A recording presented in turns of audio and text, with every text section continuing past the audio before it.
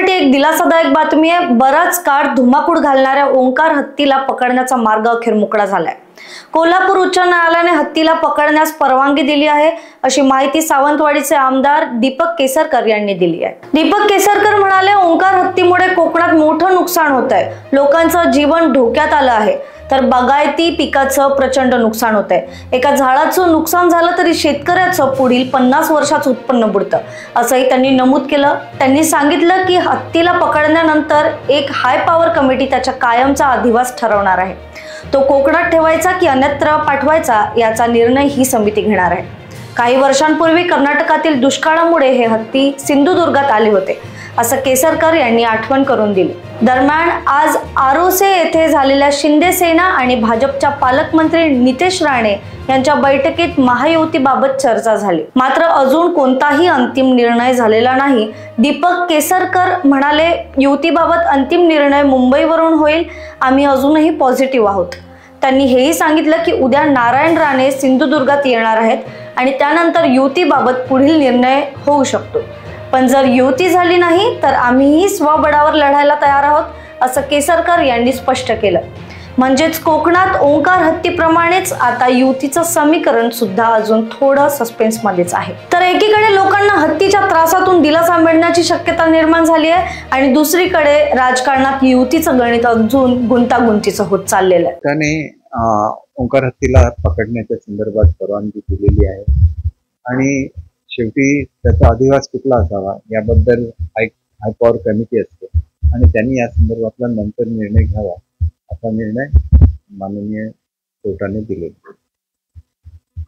त्याला मुळात ताब्यात घेणं आवश्यक आहे, कारण लोकांचं नुकसान होतं आणि त्याच्याचबरोबर हाय पॉवर कमिटीचे जे अधिकार आहेत ते वापरून तो वनतारामध्ये राहील की त्याला अन्यत्र अधिवासात पाठवायला लागेल, त्याचा निर्णय पुढच्या काळात होणार आहे। परंतु आज तरी महत्त्वाची बाब आहे की त्याला कॅप्चर करण्याची परवानगी ही माननीय न्यायालयाने दिलेली आहे।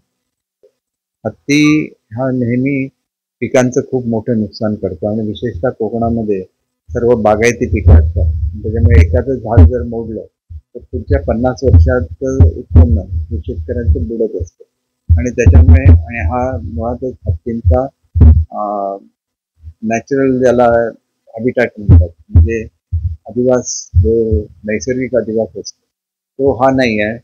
काही काळापूर्वी कर्नाटकमध्ये ज्या वेळेला दुष्काळ होता त्यावेळेला ते हत्ती तिथून सिंधुदुर्गमध्ये आलेले आहेत आणि त्या दृष्टीने त्यांना त्यांच्या नैसर्गिक अधिवासात पाठवणं हे जास्त योग्य आहे असं मला स्वतःला वाटतं। परंतु या संदर्भात अनेक कोर्टाचे निर्णय असतात आणि या सर्वांना अधीन राहत योग्य तो निर्णय फॉरेस्ट डिपार्टमेंटने घ्यावा असं माझं स्वतःचं म्हणणं आहे।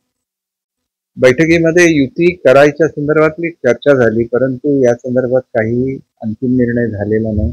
हा निर्णय मुंबईवरून होईल असं आम्हाला सांगण्यात आलं। कोण बैठकीला उपस्थित काय पालकमंत्री उपस्थित होते, पालकमंत्री महोदय होते, जे अध्यक्ष होते बीजेपीचे, त्याच्यानंतर त्यांचे संपर्क मंत्री उपस्थित होते आणि त्या ठिकाणी जठार साहेब होते, त्यानंतर जिल्हा बँकेचे अध्यक्ष मनीष दळवी साहेब होते। एकंदर काय वाटतं तुम्हाला युतीबाबत? नाही, आपण नेहमी पॉझिटिव्ह विचार केला पाहिजे, युती होईलच याची मी अपेक्षा करतो।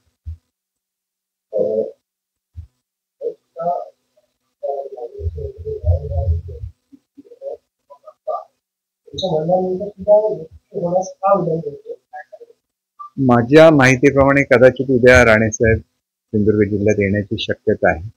ते आले तर निश्चितपणे याच्यामध्ये बदल होईल आणि लवकरात लवकर निर्णय होईल याची मला खात्री वाटते। अजून काही युती जर झाली तर काय फॉर्म्युला वगैरे याच्यावर काही चर्चा झाली का? नाही, फॉर्म्युल्यावर जरी चर्चा झालेली असली तरी प्रत्यक्षात युती झाली तरच त्या फॉर्म्युल्यावर अंमलबजावणी करता येईल। आम्हाला सुद्धा आमचे फॉर्म भरायला लागतील, ते ऑनलाईन भरायला लागतात आणि त्याच्यानंतर ऑफलाईन सबमिट करायला लागतात। तर ही संपूर्ण प्रक्रिया असल्यामुळे निश्चितपणे मला असं वाटतं की फॉर्म भरून ठेवून त्याच्यानंतर सुद्धा हा निर्णय होऊ शकतो, परंतु तोपर्यंत आम्ही वाट बघू। नाहीतर फॉर्म भरून ठेवू आणि फॉर्म भरल्यानंतर जेवढ्या लोकांना आपण एबी फॉर्म देऊ तीच लोक त्या ठिकाणी लढवतील, बाकी लोक माघार घेतील। तुम्ही काही युतीचा फॉर्म्युला ठेवला आहे? 4 पैकी तुम्हाला नगराध्यक्ष नाही, आता माझ्याकडे तर 2 आहेत नगराध्यक्ष, त्यामुळे एक एक होईल, कुठला तर मग ठरेल. कुठचे नगराध्यक्ष तुम्ही नाही, असं काही सांगता येणार नाही आता. त्याच्यामध्ये एक एक असं होतील, एवढं नाही निश्चितपणे सांगतो.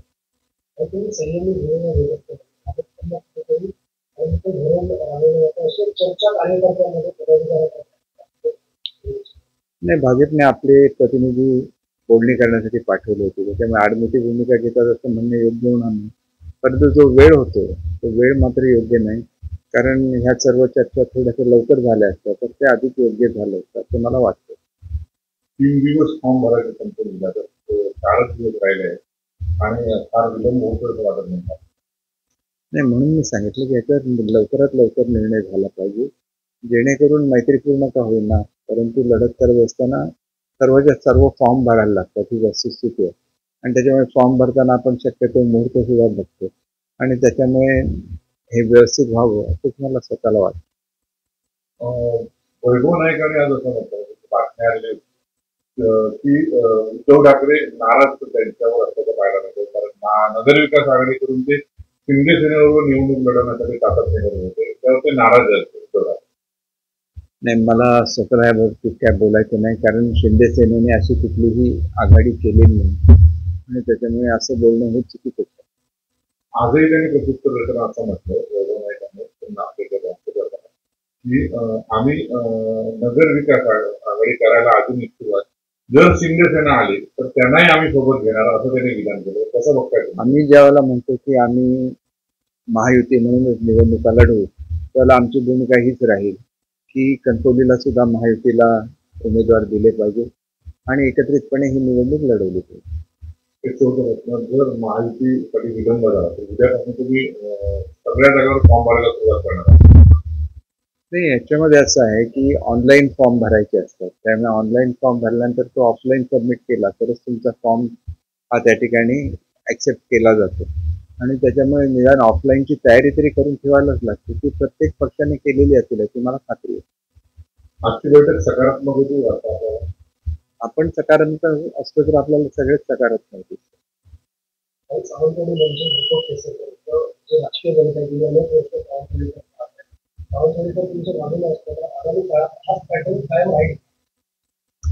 सावंतवाडीकर माझ्यावर निश्चितपणे असतात, त्याच्याबद्दल मी त्यांचा ऋणी आहे, त्यांच्या प्रेमाचं उतराही मी कधी होऊ शकणार नाही. परंतु युती होत असताना ती सावंतवाडीपुरती मर्यादित नसते, ती संपूर्ण जिल्ह्यामध्ये असते आणि ही युती पुढे मग पंचायत समिती जिल्हा परिषदेला होत असते. हे सगळं गृहीत धरून आपल्याला संयमाने सगळी पावलं उचलायला लागतात आणि जर महायुती झाली तर ज्याप्रमाणे नगरपालिका सोप्या होतील तसेच पंचायत समिती आणि जिल्हा परिषदेच्या निवडणुका सुद्धा सोप्या होतील.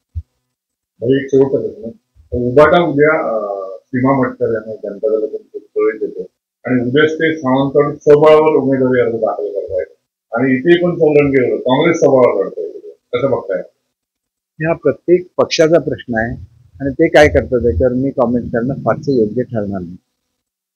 Report Lokvahini media, Sindhudurg.